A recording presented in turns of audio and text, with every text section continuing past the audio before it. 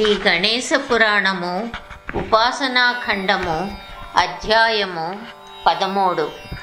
బ్రహ్మ విష్ణు మహేశ్వరులకు గణేశుడు వరముల నొసగడం. బ్రహ్మ విష్ణు మహేశ్వర కృత గణేశ స్తోత్రం. అజం నిర్వికల్పం నిరాకారమేకం నిరానందమద్వైతమానందపూర్ణం పరం నిర్గుణం నిర్విశేషం నిరీహం పరబ్రహ్మరూపం గణేశం భజేమ. దీని భావమేమనగా, పుట్టుకలేనివాడు, అఖండ స్వరూపుడు, పరిపూర్ణుడు, ఈహలేనివాడు, పరబ్రహ్మ స్వరూపుడు అగు గణేశుని భజించెదము. గుణాతీతమాజ్యం చిదానందరూపం చిదాభాసకం సర్వగం జ్ఞానగమ్యం మునిధ్యేయమాకాశరూపం పరేశం పరబ్రహ్మరూపం గణేశం భజేమ. గుణములకు అతీతుడు, ఆద్యుడు, చిదానందరూపుడు, చిదాభాస స్వరూపుడు, సర్వము ఎరిగినవాడు, మునులచే కొలువబడువాడు, ఆకాశ స్వరూపుడు, పరేశుడు, పరబ్రహ్మరూపుడు అగు గణేశుని భజించెదము. చిత్తు అనగా జ్ఞానము, ఆభాసము అనగా ప్రకాశము, అనగా జ్ఞాన ప్రకాశుడని భావము. జగత్కారణం కారణజ్ఞానరూపం సురారిం సుఖాదిం యుగాదిం గణేశం జగద్వ్యాపినం విశ్వవంద్యం సురేశం పరబ్రహ్మరూపం గణేశం భజేమ. జగత్కారణుడు, జగద్రూపమునకు కారణరూపుడు, వేల్పులకు సర్వసుఖములకు ఆదిరూపుడు, యుగములన్నిటికీ ఆద్యుడు, సమస్త జగములందు వ్యాపించి ఉన్నవాడు, విశ్వమంతటిచే నమస్కరింపబడువాడు, దేవరేడు అగు గణేశుని భజించెదము. రజోయోగతో బ్రహ్మరూపం శృతిజ్ఞం సదా కార్యచిత్తం హృదా చింత్య రూపం జగత్కారకం సర్వవిద్యానిధానం పరబ్రహ్మరూపం గణేశం భజేమ. రజోగుణ సంపర్కం వలన బ్రహ్మరూపుడు, వేదములు నెరిగినవాడు, ఎల్లప్పుడూ హృద్యమైన కార్యములందు చిత్తము కలవాడు, భావాతీతుడు, జగత్తుకు కారణుడు, సమస్త విద్యలకు నిలయమైనవాడు అగు గణేశుని భజింతుము. సదా సత్వయోగం ముదా క్రీడమానం సురాదీన్ హరంతం జగత్పాలయంతం అనేకావతారం నిజాజ్ఞానహారం పరబ్రహ్మరూపం గణేశం నమామః. సత్వగుణ సంపర్కముచే స్థితికారకుడైన విష్ణు స్వరూపుడు, క్రీడాభిరాముడు, దానవాంతకుడు, జగత్తును పాలించేవాడు, అనేక అవతారములు ఎత్తినవాడు, అజ్ఞానమును పోగొట్టువాడు నగు పరబ్రహ్మ స్వరూపుడైన గణపతిని నమస్కరింతుము. తమోయోగినం రుద్రరూపం త్రినేత్రం జగద్ధారకం తారకం జ్ఞానహేతుం అనేకాగమైః స్వం జనం బోధయంతం సదా సర్వరూపం గణేశం నమామః.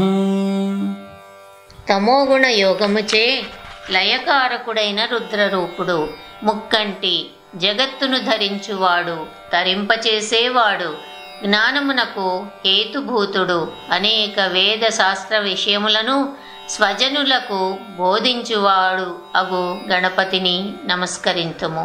తమస్తోమహారం జనాజ్ఞానహారం త్రైవేదసారం పరబ్రహ్మసారం మునిజ్ఞానకారం విదూరే వికారం సదా బ్రహ్మరూపం గణేశం నమామః. చీకటి గుంపులను పోగొట్టువాడు, భక్తజనుల అజ్ఞానమును తొలగించేవాడు, 3 వేదముల సారమును ఎరిగినవాడు, పరబ్రహ్మరూపుడు, మునులకు జ్ఞానము కలగజేయువాడు, వికారములు దూరము చేయువాడు, సాక్షాత్తు పరబ్రహ్మ స్వరూపుడైన గణపతికి నమస్సులు. నిజైరోషధీస్తర్పయంతం కరౌఘైః సురౌఘాన్ కళాభిః సుధాప్రారిణీభిః దినేశాంశు సంతాపహారం ద్విజేశం శశాంకస్వరూపం గణేశం నమామః.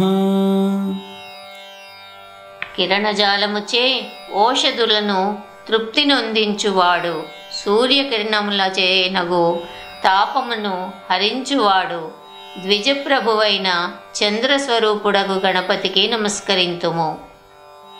ప్రకాశస్వరూపం నభోవాయురూపం వికారాదిహేతుం కళాకాలభూతం అనేకక్రియానేకశక్తిస్వరూపం సదాశక్తిరూపం గణేశం నమామః. స్వప్రకాశ స్వరూపుడు, ఆకాశరూపుడు, వాయురూపుడు, జగద్వికారములకు హేతుభూతుడు కల కాష్ట ముహూర్తాది కాలస్వరూపుడు, అనేకానేక క్రియాశక్తి స్వరూపుడు, చిచ్చక్తి స్వరూపుడు అగు గణపతిని నమస్కరింతుము. గమనిక: కాష్ట అనగా 18 రెప్పపాట్ల కాలము, కళ అనగా 30 కాష్టల కాలము, ముహూర్తం అనగా 2 గడియల లేక 12 క్షణముల కాలము. ప్రధానస్వరూపం మహత్తత్వరూపం ధరావారి రూపం దిగీషాదిరూపం అసత్సత్స్వరూపం జగద్ధేతుభూతం సదా విశ్వరూపం గణేశం నతాస్మః. ప్రధాన స్వరూపుడు, పృథ్వీరూపుడు, జలరూపుడు, దిక్పాలకులకు రూపుడు, సత్తు అసత్తు స్వరూపుడు, జలత్కారణ రూపుడు, విశ్వరూపుడు అగు గణపతిని నమస్కరింతుము. త్వదీయే మనస్థాపయేదంఘ్రి సద్మే జనో విఘ్నసంఘాన్న పీడాం లభేత లసత్సూర్యబింబే విశాలే స్థితోయం జనోధ్వాంతబాధాం కథం వా లభేత. ఓ గజానన, ఎవరు నీ పాదపద్మములందు మనస్సు నిలిపి భజించునో ఆనాడు విఘ్నములు బాధ ఎట్లుండును? సూర్యబింబం ప్రకాశిస్తూ ఉండగా చీకటి బాధను ఎవరు పొందుతారు? వయం భ్రామితాః సర్వదా జ్ఞానయోగాత్ అలబ్ధస్తవాంఘ్రిం బహూన్ వర్షపూగాం ఇదానీమవాప్తాః తవైవ ప్రసాదాత్ ప్రసన్నాః సదా పాహి విశ్వంభరాఢ్యః. అలాగే ఓ ప్రభు, మేము చిరకాలము అజ్ఞాన భ్రమలో పడి నీ యొక్క పాదపద్మములను ఆశ్రయించకుండా ఉంటుమి. నీ కటాక్షం వలన ఇప్పుడు నీ పాదార విందములను ఆశ్రయించితిమి. మాపై ప్రసన్నుడవై ఓ విశ్వంబర, త్వరలో మమ్ము రక్షింపుము. శ్రీ గణేశ ఉవాచ ఇదం యః పఠేత్ ప్రాతరుత్థాయ ధీమాన్ త్రిసంధ్యం సదా భక్తియుక్తో విశుద్ధః సపుత్రాన్ శ్రియం సర్వకామాన్ లభేత పరబ్రహ్మరూపో భవేదంతకాలే.